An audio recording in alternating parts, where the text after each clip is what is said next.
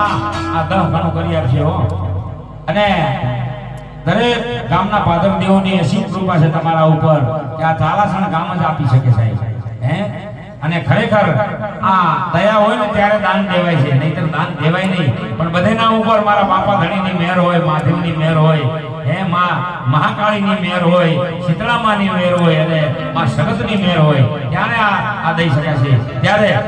બેનો માતા હો તારા